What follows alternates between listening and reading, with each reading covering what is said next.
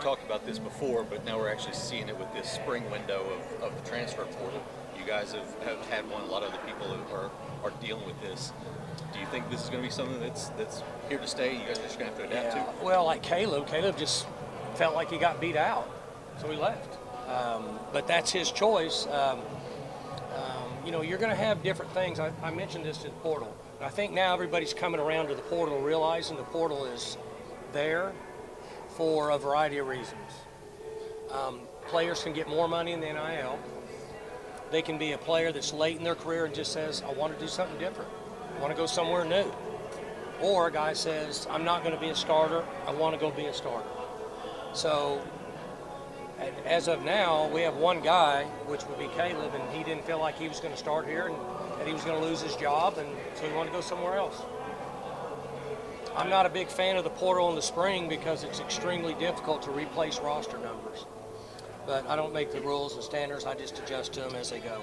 Is the most important thing in that area making this the best place you can for the guys you know that fit you the best? I mean, that's kind of the equation. Well, yes, but we've had players that were here that have gone in the portal that were a great fit here, but they met one of those three categories. Right.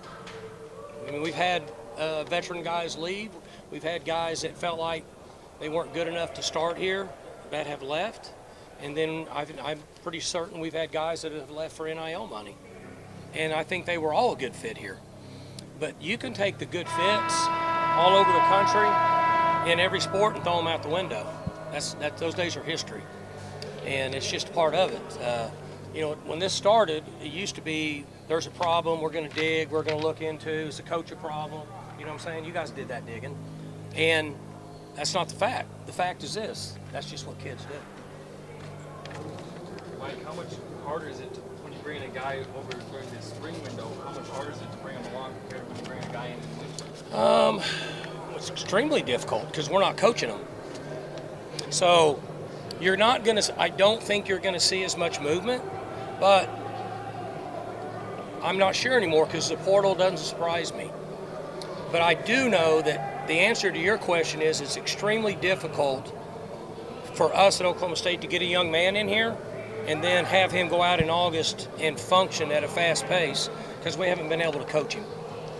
Now, I know you can't talk about names or anything, but you've already replaced his number. You got a guy that's coming in. I mean, what can you do to accommodate a player like that to give him a chance to get up to speed for fall camp?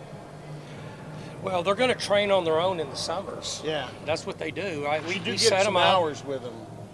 Yeah. We're not on the field with them. Right. We get them in the room, which helps.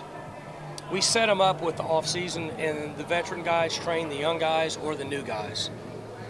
That's really all we can do. We're not going to step out of the box from a rules standpoint here. We don't do that. But we can talk with them. We can meet with them. And then what they do in here on their own in the summer with the other players should help them. But it's not going to be anything like going through spring ball. You mentioned the depth on the offensive line.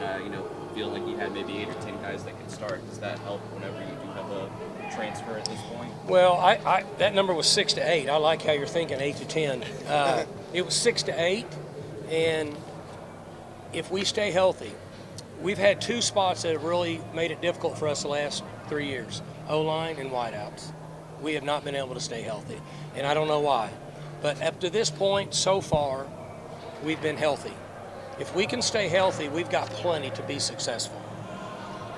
The issue that we run into is we lose 2 or 3 guys at one time, then we're forced into playing young players that aren't physically and maybe not even mentally ready to compete at this level, and that sets us back in what we do from a play calling standpoint.